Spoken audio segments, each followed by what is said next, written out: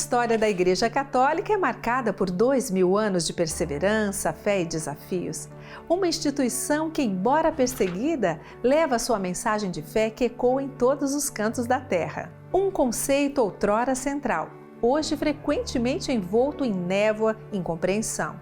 As indulgências carregam o peso da história de debates acalorados, mas que representam um tesouro espiritual negligenciado. A doutrina e o uso das indulgências vigentes na Igreja Católica há vários séculos encontram sólido apoio na revelação divina, a qual, vindo dos apóstolos, se desenvolve na Igreja sob assistência do Espírito Santo. Enquanto a Igreja, no decorrer dos séculos, tende para a plenitude da verdade divina, até que se cumpram nelas as palavras de Deus. E desejosa de levar aos cristãos a compreendê-la, a Igreja publicou o Manual das Indulgências do Papa Paulo VI no ano de 1967. Convidamos você a mergulhar fundo neste assunto tão importante para a nossa salvação. No alvorecer da criação, antes das complexidades e das sombras que hoje marcam o nosso mundo, existiu uma comunhão, uma ligação direta, pura e harmoniosa entre a humanidade e o Criador. Mas houve uma transgressão que ecoaria através dos milênios, conhecida como o pecado original. O pecado original, nós todos sabemos, o pecado dos nossos primeiros pais, Adão e Eva.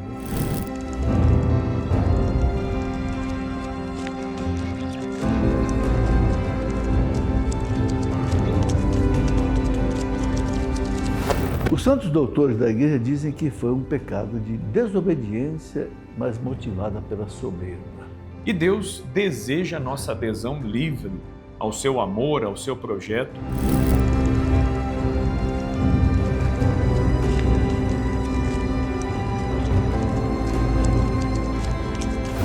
E justamente por conta disso é que Deus coloca uma prova. No caso de Adão e Eva, a prova era a árvore do conhecimento do bem e do mal. Ou seja, Deus criou Adão e Eva, deu-lhes a sua amizade, deu-lhes a vida no paraíso, mas colocou uma prova. Deste fruto vocês não comerão. A consequência do pecado original é justamente a inclinação que nós temos para tudo aquilo que desagrada a Deus.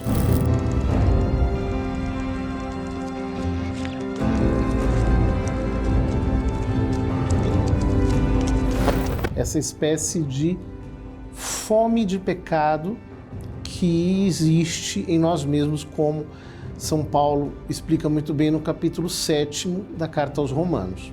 Gostaria de ler um parágrafo do Catecismo da Igreja Católica, no número 389, que nos diz assim: a doutrina do pecado original é, por assim dizer, o reverso da boa nova de que Jesus é o Salvador de todos os homens, de que todos têm necessidade da salvação e de que a salvação é oferecida a todos graças a Cristo.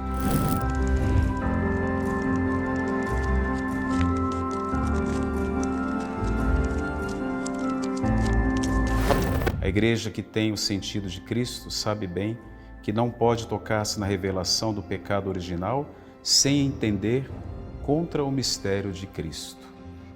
Podemos dizer que somos, entre aspas, herdeiros desse pecado a partir de Adão, primeiro pai, mas alcançamos a salvação a partir do novo Adão, que é o Cristo.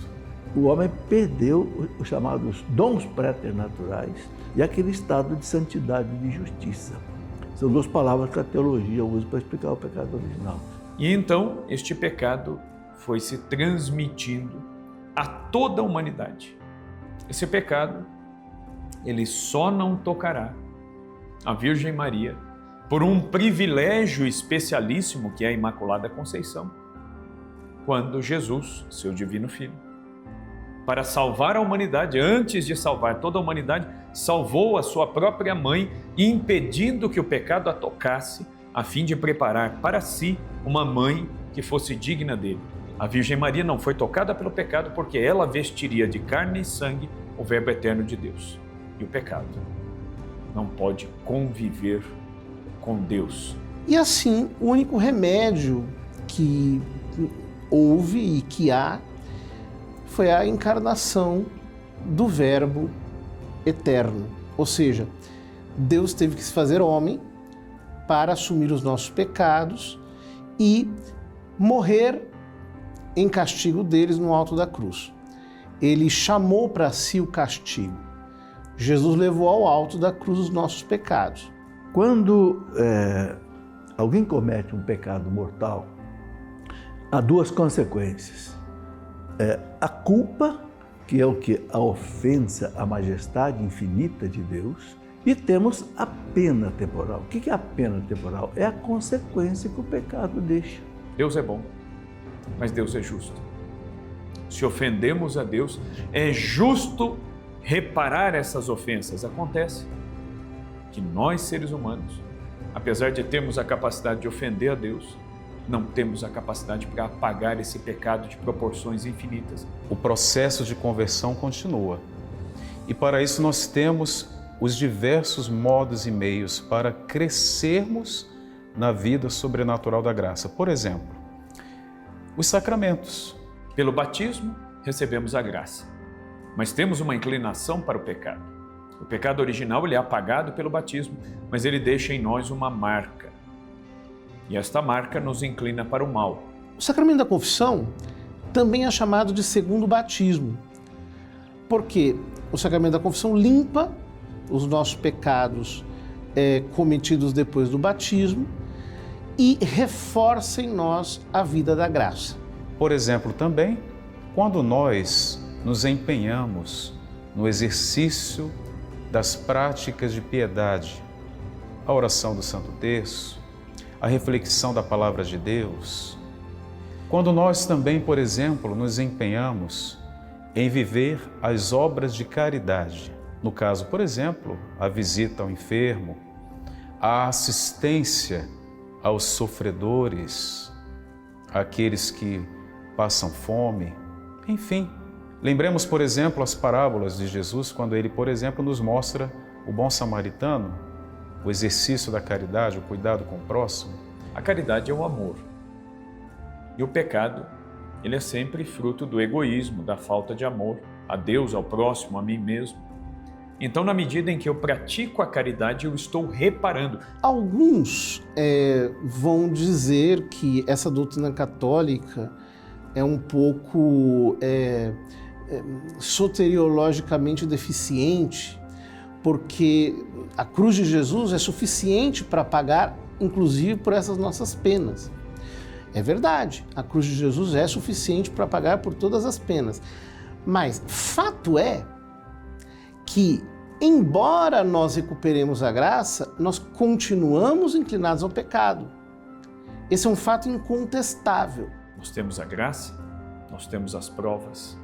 Passando pelas provas, nós alcançaremos a aprovação de Deus, não a reprovação divina.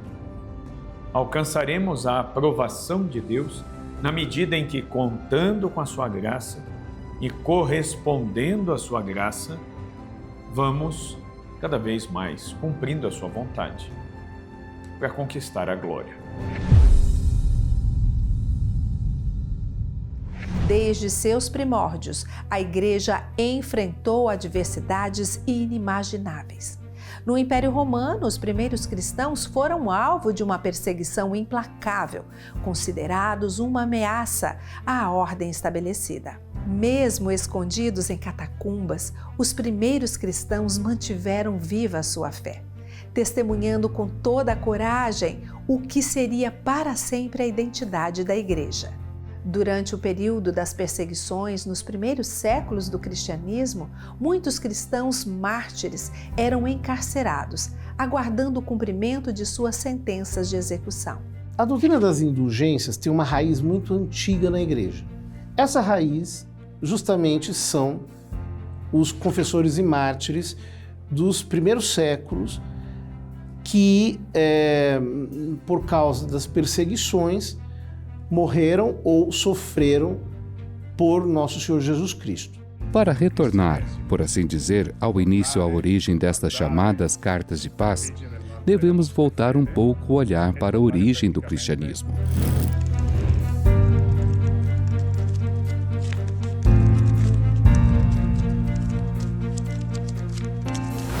Retornar. Olhar para a origem da fé e retornar praticamente às raízes, aquela parte da árvore, por assim dizer, que lhe dá vitalidade. E para nós, esse tempo histórico é a era dos padres da Igreja. É a era em que as primeiras comunidades cristãs viveram com uma grande convicção de sua fé. Eram cristãos que não aceitavam prestar culto aos deuses pagãos e nem prestar culto aos imperadores romanos, que eram considerados deuses. Então estavam presos, aguardando, inclusive, a pena de morte. Porque quem não prestasse culto aos deuses romanos ou não prestasse culto ao imperador, durante muitas perseguições, eram levados, jogados aos leões e etc. Então, esses confessores da fé eram essas pessoas, condenadas praticamente à morte, esperando. Naturalmente, não foram tempos fáceis, porque aquela igreja primitiva, segundo o grande teólogo Yves Congar, chamava-se e chama-se Igreja dos Mártires. A igreja, nos seus primeiros séculos, era muito rigorosa com os pecadores. Então, por exemplo, pessoas que caíam no adultério, ou pessoas que caíam na apostasia, pessoas que cometiam eventuais assassinatos, essas pessoas eram expulsas da igreja. E quando elas vinham e se confessavam, elas tinham que fazer longos anos de penitência pública. Aí surgiu um costume que recebeu o nome de Cartas da Paz. Mas a realidade é que, nas comunidades cristãs, nem todos responderam bem à perseguição. Houve aqueles que entregaram suas vidas ao Senhor no martírio. Portanto, os chamados mártires, mas houve muitos outros que não responderam, por medo, por fraqueza humana, por falta de convicção, talvez até mesmo na fé cristã. Então, o que os cristãos faziam? Eles iam até os mártires e pediam orações dos mártires, dos confessores da fé, daqueles que estavam presos. E diziam, olha, será que você não poderia substituir essa minha penitência pela sua prisão, pelo seu sacrifício, né? Até pelo seu martírio? Então, os confessores e mártires faziam cartas ao bispo dizendo que eles assumiam a penitência daquele pecador pela comunhão dos santos. Portanto, estamos diante de uma tentativa da Igreja de também disciplinar, por assim dizer, a administração do perdão de Deus, digamos assim. Olha que coisa interessante. O sacrifício de um, né, penitência, pagando a penitência do outro. E isso aí foi assim como que uma semente da noção de indulgência. Então, para completar esse caminho de penitência e readmissão na igreja, há a acolhida pelo pároco, pelo bispo. Era uma prática muito interessante vivenciada nesse período da igreja. Então, aí já entendemos o início das indulgências. O século XVI foi marcado por uma grande crise. A Reforma Protestante liderada por Martinho Lutero, que abalou a Europa, acusando principalmente a Igreja Católica de corrupção. No centro de debates ao longo dos séculos, a questão das indulgências merece uma análise aprofundada. É um lugar comum afirmar que Lutero se rebelou contra Roma pelo tema da pregação das indulgências.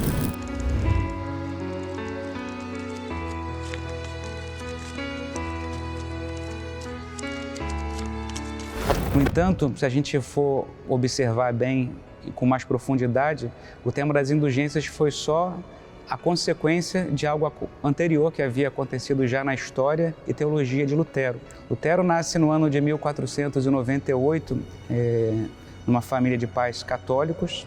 O pai era minerador e a educação dele foi muito rigorosa. Não poucas vezes havia um clima de bastante superstição em casa, apesar dos pais serem católicos. Era de classe média, os pais tinham como sonho para a vida do seu filho que ele se dedicasse à advocacia. Ele se tornou padre porque um dia ele estava caminhando para a universidade, né? Junto com um amigo, caiu um raio, matou o amigo e ele caiu desfalecido, e ele prometeu para Santa Ana que se ele não morresse naquela hora, ele ia se tornar padre. E como ele não morreu, ele foi ser agostiniano, procurou um mosteiro dos agostinianos e se tornou, mas ele não tinha vocação. Então ele tinha crises tremendas, né, na vida dele. A questão da indulgência era somente uma ponta de um problema que já estava ali no coração de Lutero. Aqui já entra um ponto questionável, que é a questão de uma vocação movida mais pelo temor do que pelo amor. Isso mostra de alguma forma também como era a relação de Lutero com o próprio Senhor. Lutero ingressa na Ordem dos Agostinianos. Durante o tempo de formação, ele teve contato com uma teologia de cunho mais ocamista, né? A filosofia e a teologia que veio a partir daí de Guilherme de Ockham. Qual o papel dessa filosofia e da teologia consequente na formação de Lutero? A filosofia de Guilherme de Ockham, ela tem um certo desprezo pela metafísica, uma certa limitação, pelo menos comparando com a visão de Tomás de Aquino, por exemplo, um grande teólogo, uma visão mais limitada do papel da razão na busca da verdade. E até que um dia ele encontrou uma saída. Na Carta aos Romanos, capítulo 1, versículo 17, São Paulo fala: o justo vive pela fé. Então, Lutero, que lutava tremendamente com os pecados dele, não conseguia se libertar dos pecados dele. Já sei, basta eu ter fé que eu estou salvo. Posso pecar à vontade, mas se eu tiver fé, o sangue de Cristo como que esconde os meus pecados diante de Deus e eu estou perdoado. Isso vai ter consequência, logicamente, quando a gente se deparar com as pregações acerca das indulgências. Porque as indulgências, dentro da teologia católica, implica esse encontro entre a graça de Deus, a ação salvífica e gratuita da parte do Senhor e a colaboração humana. Aquilo que Santo Agostinho, o fundador da Ordem de Lutero, já dizia, né? Deus qui creavit te sine, non justificabit sine te. O Deus que te criou sem ti, não te salvará sem ti. Essa é a postura católica.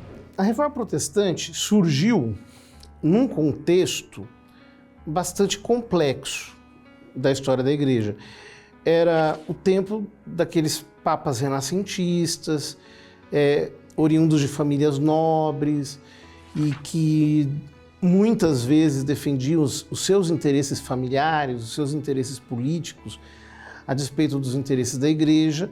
Todos os historiadores católicos reconhecem que foi um período complexo na história da Igreja.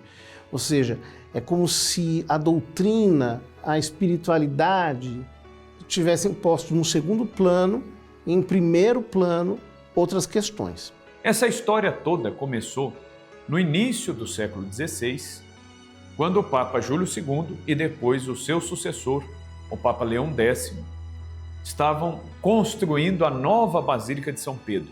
No início do século XVI, a antiga Basílica de São Pedro, que foi totalmente demolida, dando lugar à nova Basílica de São Pedro, que é a que nós conhecemos hoje em dia. Os papas renascentistas tiveram, digamos, a iniciativa de construir uma basílica que realmente fosse a maior igreja do mundo, e isso custa muito caro. Então, Júlio II falou o seguinte: quem der uma esmola para a Basílica, construção da Basílica de São Pedro, cumpre aí a condição de uma indulgência para a sua alma. Só que, infelizmente, no tempo de Lutero, na Alemanha, o pregador da indulgência, que era um dominicano chamado John Tetzel, ele exagerou e, além do que, houve uma simonia. A simonia é compra de cargos sagrados por parte de um bispo ali da Alemanha. Essa terminologia, venda de indulgências,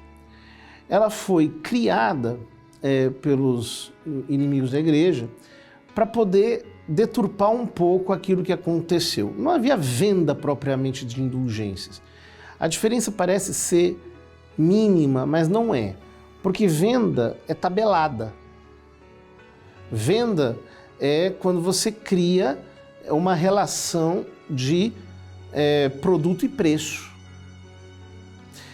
Não existia essa relação. O que os papas da época fizeram foi conceder aos fiéis uma indulgência caso fizessem uma oferta para a construção da Basílica de São Pedro. E Tetzel foi preso, foi suspenso do sacerdócio, foi processado. Johann Tetzel começou a exagerar um pouco no fervor do pedido de ofertas. Então eles começaram a fazer o seguinte, a dizer, olha, se você fizer uma oferta, na hora que a moeda cair no fundo do cofre, a alma vai ser liberta do purgatório. É uma relação de causalidade simplesmente inexistente, porque toda indulgência pelos fiéis defuntos sempre é a modo de sufrágio. Mas se qualquer um procurar os documentos da igreja, jamais encontrarão algum documento mandando vender aquilo que Deus dá gratuitamente, que é a sua graça, o seu perdão, a glória do céu, a vida divina. É uma ideia pobre, chega a ser uma ideia burlesca do que é realmente uma indulgência e, desde logo, não é uma ideia que é a concepção católica acerca desse meio de salvação que a Igreja, como mediadora, como detentora das chaves do reino dos céus, oferece também aos fiéis para poderem alcançar a graça da santificação. O Lutero, que sabia que a igreja não aceitava a doutrina dele e que já estava inconformado com isso, ele escreveu 95 teses contra a doutrina católica e afixou na porta da igreja de Wittenberg. Inclusive, em 1518, o Papa Leão X intima Lutero a ir a Roma para conversar, debater sobre as questões, e Lutero se nega a ir. Então vemos aqui, podemos assim dizer, da parte de Lutero, a rebeldia do coração de Lutero, como eu disse. Então não parece que Lutero estivesse movido inicialmente por uma razão política, mas certamente os governantes se aproveitaram da sua teologia, das suas posturas, para se rebelar e se desligar da Igreja de Roma, aí sim, por interesses econômicos e políticos. Por exemplo, os elementos fundamentais da nossa fé, como o livre-arbítrio, o pecado original, a confissão, os sacramentos em geral, a graça, a contrição dos pecados, o purgatório e o primado do Papa. São esses pontos fundamentais que Lutero veio questionar. Interessante que a Santa Sé, das 95 teses de Lutero, aceita 54. Interessante isso. Veja como a igreja também ela é sábia e era aberta ao diálogo. Porém, rejeitou 41 dessas teses, que Lutero, por exemplo, ele aqui declara a necessidade da derrubada do direito exclusivo do Papa, por exemplo, em convocar os concílios, a distinção entre clero e laicato e o direito exclusivo da hierarquia, do magistério da Igreja de interpretar as Escrituras. São questões da nossa fé, da nossa tradição e do nosso magistério que Lutero questiona, principalmente o primado do Papa. Ele queimou em praça pública a bula papal do Papa Leão X, queimou o Código de Direito Canônico, então foi excomungado. Agora, o contexto histórico todo favoreceu a reforma protestante. A primeira crise que a igreja passou, né, foi o Papa ficar 70 anos na França, meio subjugado pelo rei francês, a partir de Felipe IV o Belo, lá na cidade de Avignon. E o Estado Pontifício na Itália abandonado. Foi uma coisa terrível. Santa Catarina de Sena e Santa Brígida da Suécia, que conseguiram fazer o Papa Gregório XI voltar para Roma. Depois houve, pior ainda, 40 anos, que o chamado Cisma do Ocidente, que depois de 70 anos que o Papa voltou para Roma, nós chegamos a ter 3 papas ao mesmo tempo. 2 antipapas e um papa. Quer dizer, a igreja passou por uma crise tremenda. Resultado, a reforma foi ganhando força, Lutero foi se radicalizando e foi criando uma doutrina herética. Qual que é a base dessa doutrina herética? A base é a seguinte, é que nós só temos a Escritura como fonte de fé.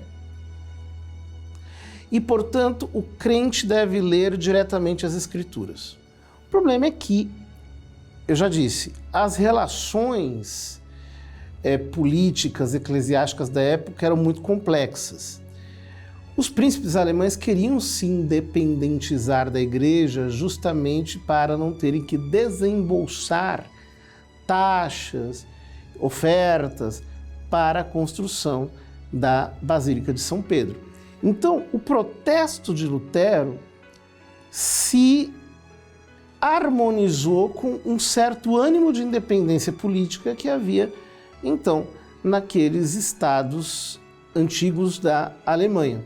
Na briga de Lutero com o Papa, eles apoiaram Lutero. Por isso que Lutero se fortaleceu e acabou acontecendo a Reforma Protestante. Conflitos entre católicos e protestantes eclodem, marcando uma era de guerras religiosas que deixaram cicatrizes profundas na história europeia. A Igreja é acusada de afastamento dos ideais originais do Evangelho. Dito de outro modo, a querela das indulgências foi uma grande confusão, foi um quiprocó, por causa de excessos e exageros de ambos os lados e da radicalização crescente motivada por causas que transcendiam a teologia, que eram causas políticas, que na verdade foram a força propulsiva do movimento protestante. A igreja, como ensina a teologia, está sempre em reforma, né? A eclésia sempre reformanda, porque a igreja está sempre em processo de conversão. Mas os autênticos reformadores foram santos, aqueles que no seio da igreja, sem se rebelar contra elas, ajudaram a que ela se renovasse, a que ela se abrisse novamente à ação de Deus e vivesse esse processo de conversão. Os grandes reformadores são, portanto, os santos. O que Lutero fez não foi propriamente uma reforma, mas foi uma rebelião. E nessa rebelião, embora Lutero aparentemente estivesse motivado por razões teológicas, e aqui a gente não pode entrar na consciência de Lutero para julgar, porque a gente pode cair no juízo temerário, né? A gente fala aqui dos fatos externos. E a partir do Concílio de Trento, então, os pregadores católicos de várias ordens e congregações religiosas, muitos santos da igreja, passaram então a ensinar claramente esta doutrina das indulgências, e isso chegou até nós. O catecismo atrela as indulgências à comunhão dos santos. A vida de cada um dos filhos de Deus se acha unida por um admirável laço em Cristo e por Cristo, com a vida de todos os outros irmãos cristãos na unidade sobrenatural do corpo místico de Cristo, como uma única pessoa mística. A indulgência não é um atalho para o céu, mas um caminho para a conversão e para o crescimento espiritual. A Igreja, como dispensadora da graça, tesoureira dos méritos infinitos de nosso Senhor Jesus Cristo, distribui e aplica seus méritos para comutar a pena temporal devida pelo pecado.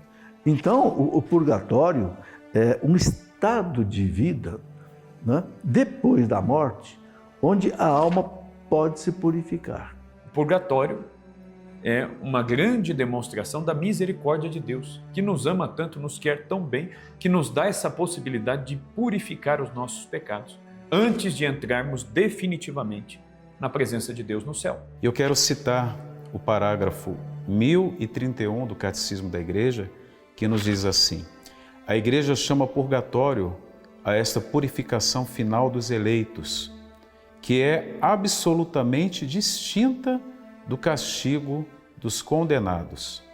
A Igreja formulou a doutrina da fé relativamente ao purgatório, sobretudo nos concílios de Florença e Trento. A tradição da Igreja refere-se também a certos textos na Escritura, fala de um fogo purificador. Me parece muito significativa a parábola que Jesus conta no capítulo 12 de São Lucas, quando ele fala sobre o servo que não faz aquilo que ele quer. Ele diz, quando o Senhor voltar, ele o partirá ao meio. E aí ele coloca aqueles servos que sabiam do que o Senhor queria, mas não fizeram, serão chicoteados muitas vezes. E aqueles que não sabiam o que o Senhor queria e não fizeram a sua vontade, serão chicoteados poucas vezes.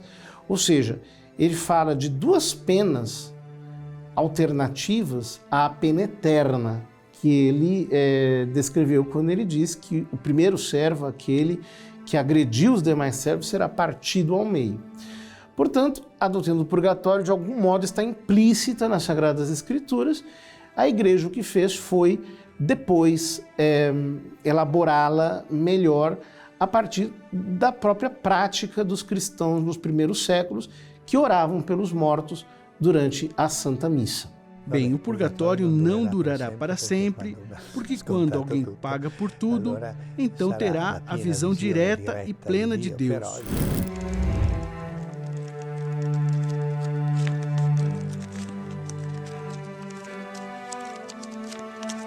Mas o purgatório já é um aspecto positivo, porque a alma, nós as chamamos de almas santas do purgatório, porque isso significa que elas já foram salvas, portanto, elas já estão no horizonte da bem-aventurança, da alegria eterna. Quando nós pensamos na doutrina do purgatório, nós somos levados a pensar no quê? Na questão da pena temporal. Então, quer dizer, se eu morro com penas temporais, não expiadas, não apagadas, eu vou para o purgatório. Temos que entender que o pecado, ele fere a majestade infinita de Deus. Porque a majestade de Deus não é como a majestade de uma pessoa humana. Por mais importante que ela seja aqui na face da terra, ela é uma pessoa humana.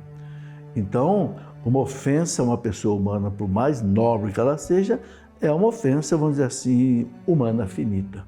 Então, é muito importante que nós entendamos teologicamente isso bem, porque nós vivemos numa sociedade que tem muita influência espírita.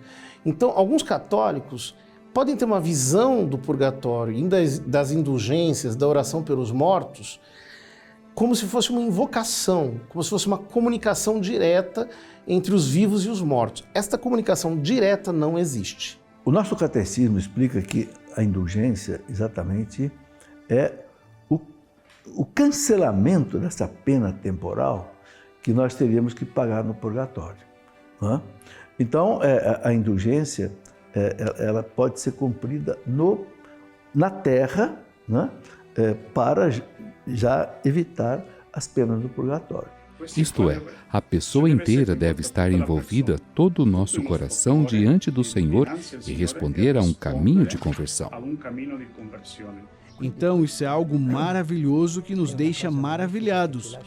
Mas devemos pensar na morte durante a vida, porque a morte pode chegar de repente. Geralmente assusta todo mundo, simplesmente porque a pessoa está tão apegada à vida neste mundo que ela assusta e causa horror. Mas o verdadeiro medo da morte não reside tanto no fato de ela ser inevitável, mas sim no fato de que a morte traz consigo o julgamento.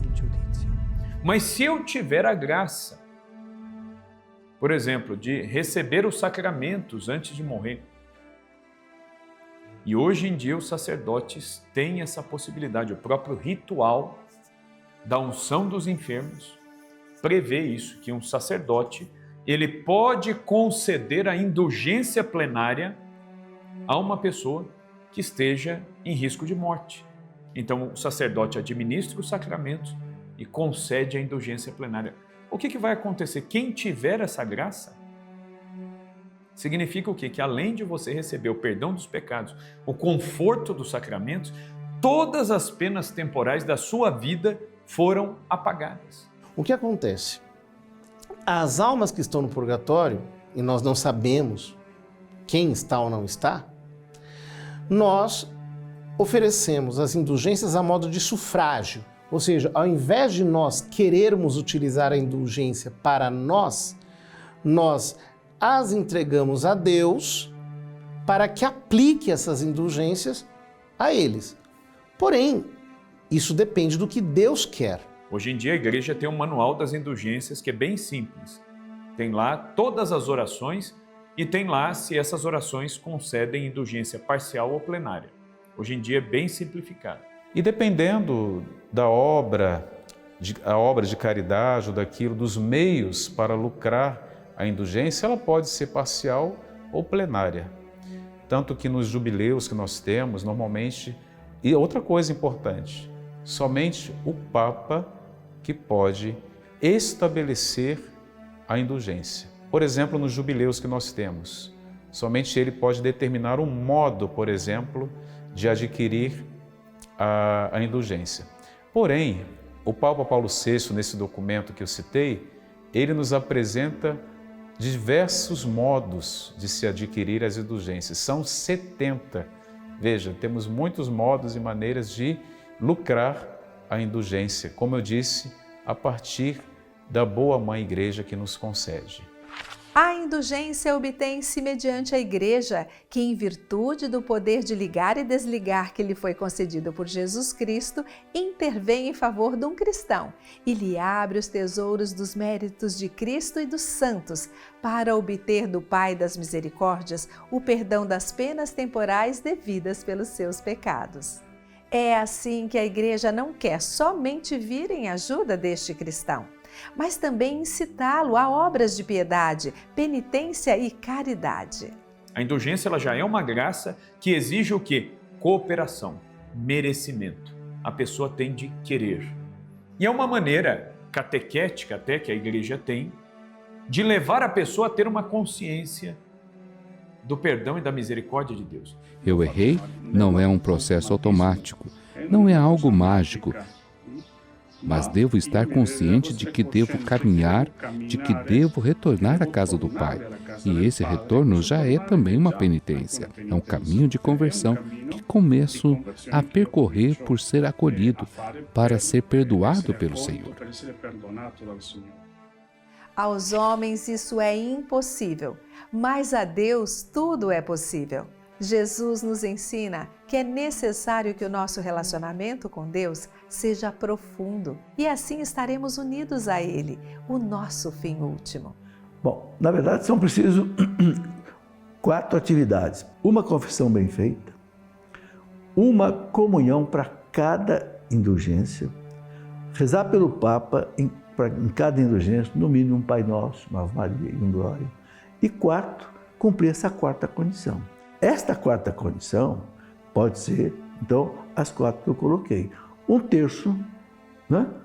A oração do terço, ou então meia hora de leitura bíblica meditada, ou meia hora de adoração ao Santíssimo, ou via sacra.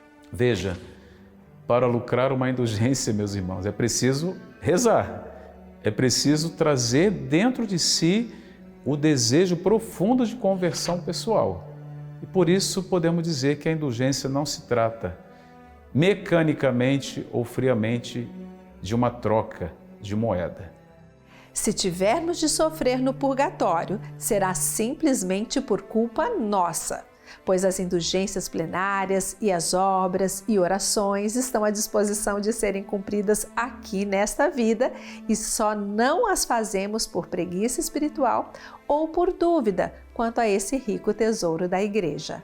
Para alcançar o perdão e a misericórdia de Deus é preciso um movimento, é preciso uma conversão, é preciso colocar a minha vida em ordem para imitar a vida de Cristo. A indulgência pode se ganhar uma vez por dia. Entende? Então você pode, uma vez por dia, o ano inteiro, você pode oferecer indulgência por uma alma do purgatório. Né? Isto é a indulgência plenária, aquela indulgência que liberta a alma de todas as penas. Né? Existe também a indulgência parcial. O que é a indulgência parcial? É você oferecer pela alma do purgatório algum sacrifício, algum você faz, alguma oração, e que desconta uma parte das penas dela. Entende? A Igreja não permite que outro fiel alcance a indulgência para uma pessoa viva, justamente por essa questão, né, que é catequética também. Ou seja, você quer a indulgência? Sim, eu quero. Mas você quer se confessar? Não, eu não quero. Então, para levar a pessoa a uma consciência de que é necessário que ela mesma, livremente, coloque a sua vida em ordem, se confesse, se lave no sangue de Cristo, deixando seus pecados para trás, mude de vida, se converta, busque, abrace as coisas de Deus, então a igreja não permite que uma pessoa alcance a indulgência para outra pessoa viva. A pessoa tem que colaborar, a pessoa tem que querer, a pessoa tem de se converter. Certo? Então, existe toda uma pedagogia até pastoral em tudo isso. As indulgências gradualmente nos treinam na virtude e na disciplina. Elas nos ajudam a dar as costas para o pecado e a nos voltar a Deus e ao próximo. A nossa oração por eles no purgatório pode não somente ajudá-los, mas também torna eficaz a sua intercessão por nós. A oração pelas almas do purgatório realmente é muito importante. Porém, ela sempre é condicionada à vontade de Deus. Existem almas que ficarão no purgatório até o fim do mundo. Outras que passam no purgatório por um período menor.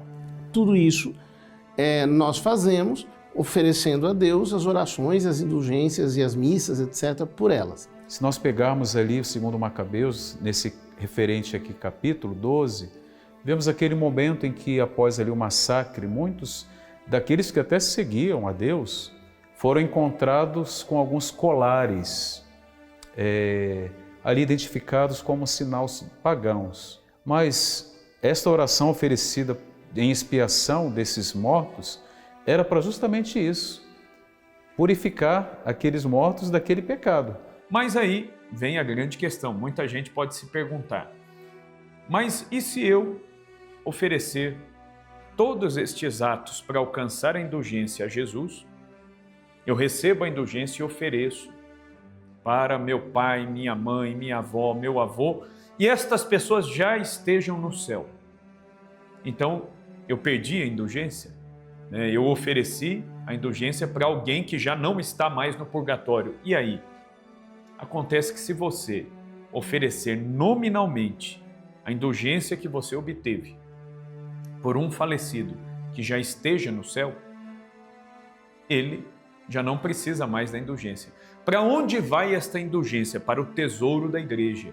E o que é o tesouro da igreja? É a reunião de todos os merecimentos e de todas as boas obras de Cristo e de todos os santos.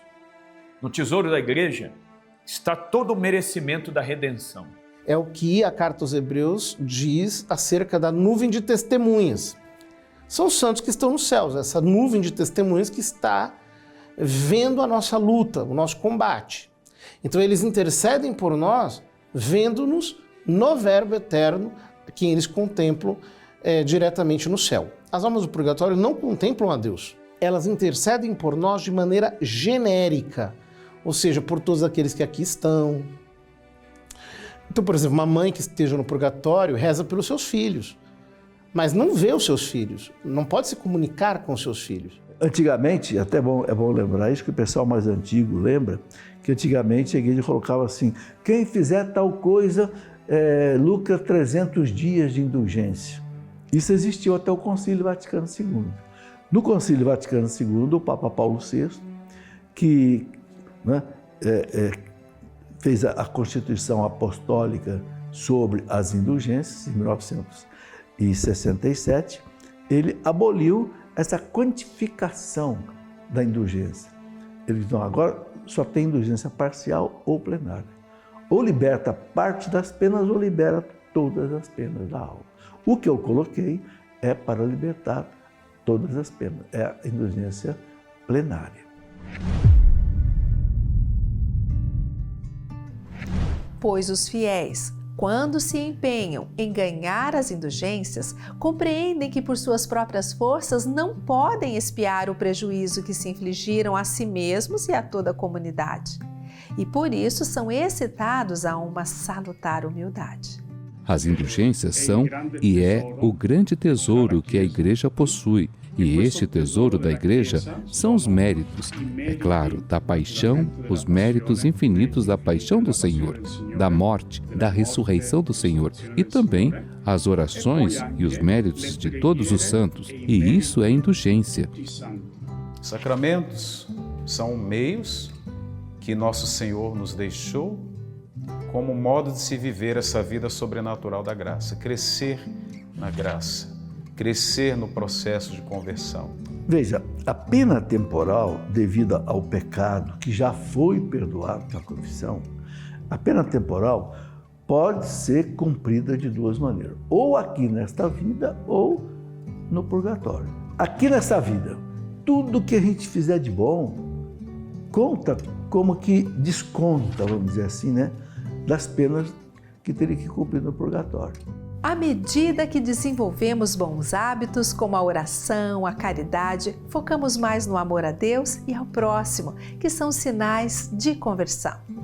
Tu és Pedro, e sobre esta pedra edificarei a minha igreja, e as portas do inferno não prevalecerão contra ela. Dar-te-ei as chaves do reino dos céus, e tudo que ligares da terra será ligado nos céus, e tudo que desligares na terra será desligado nos céus.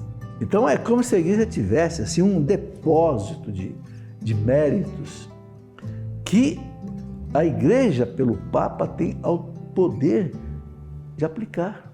Por isso que só o Papa pode estabelecer indulgências, baseado naquilo que Cristo falou para o Papa, que você ligar na terra, eu ligo no céu. Então o Papa tem esse poder de aplicar as almas dentro de determinadas condições que nós já colocamos aqui, a aplicação dos méritos de Cristo, que são infinitos, os méritos também de Nossa Senhora e dos santos, pelas almas. Se você não tiver um arrependimento perfeito, não adianta. E esse arrependimento perfeito é muito difícil de conseguir. Nós temos que pedir muito a Deus para termos um arrependimento assim fervoroso, radical, que queime mesmo as nódoas do pecado. Santa Catarina de Gênova dizia que para receber uma indulgência é tão difícil quanto sair do purgatório. Sabemos haver almas que sofrem no purgatório, mas a Igreja nos oferece as indulgências como meio valioso de livrar este sofrimento, tanto para estas almas que já estão no purgatório, como para nós mesmos. É claro que é difícil a gente explicar isso. Minha alma sofre por quê? Porque ela sabe que ela não pode ainda ir para Deus por culpa dela, pelos pecados que ela cometeu. E que ela precisa se purificar. E que a justiça divina exige essa purificação. Não é maldade de Deus, é justiça. A mensagem da Igreja, desde os seus primórdios, vai sempre desafiar aquilo que o mundo prega. Não é à toa que São João da Cruz, ao enumerar os 3 inimigos da Igreja, e o Catecismo recolhe isso também na sua doutrina, diz que os 3 inimigos da nossa fé, os 3 inimigos do homem, portanto da Igreja, são o demônio, o nosso homem velho e o mundo.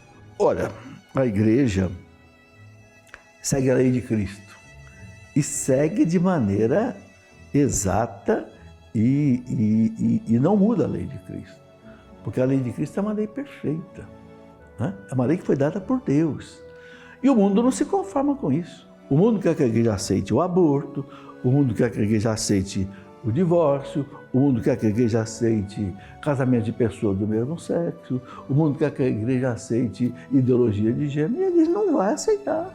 A Igreja diz que nós temos que buscar o conhecimento da fé e que nós precisamos transformar esse conhecimento numa comunhão de amor com Deus. Portanto, procurem conhecer cada vez mais o catecismo da Igreja Católica, a doutrina dos papas, aquilo que eles nos ensinam, especialmente a doutrina dos santos, a doutrina tradicional da Igreja. Então hoje não é desculpa para nós, porque temos, podemos dizer assim, um arsenal, tantas coisas hoje, graças a Deus, escritas, gravadas. Hoje temos as mídias, temos fácil acesso. Cabe a nós o interesse, de sairmos do nosso comodismo, do lugar em que estamos, que muitas vezes conformados. Não. Para amar a nossa igreja, a nossa fé, é preciso conhecê-la. Então, é essa mensagem que eu deixo. As indulgências, como vimos ao longo desta explanação, são como ferramentas bastante úteis para nos ajudar a corresponder à graça de Deus. Ademais, mesmo com as garantias do amor de Deus, ainda somos fracos diante do grande peso do pecado. Neste cenário, Deus, rico em misericórdia, nos concede por meio da Igreja, que ocupa uma posição transversal entre o céu e a terra, a comunhão dos santos. Se bem empregadas, as indulgências são os meios propícios para a graça de Deus. Tornamo-nos mais próximos da santidade e, portanto, ao amor a Deus e ao próximo, numa profunda atração a Jesus Cristo. Não é algo que merecemos, é algo que nos é dado pelo Senhor através da Igreja, é claro. E então aqui, esta também é uma das manifestações desta comunhão dos santos. Portanto, a grande mensagem que eu gostaria de deixar aqui é pedir de que cada um de nós nos empenhássemos para estudar, para crescer em intimidade com Deus, usando não só o nosso coração, mas também a nossa razão, a nossa cabeça. Não precisamos deixá-la de lado para entrar na igreja, né? Quanto mais a gente conhecer a nossa fé, mais a gente vai se maravilhar e agradecer a Deus por essa grande realidade. Obrigado, Senhor, por ser católico. Pedindo ao Senhor a graça de que nós possamos viver essa fé e testemunhá-la para esse mundo tão sedento de Deus. Vamos pedir que Ele nos abençoe a cada um de nós e nos ajude com o dom da sua graça a correspondermos com fidelidade a tudo aquilo que Ele espera de nós. Em nome do Pai, do Filho e do Espírito Santo. Amém.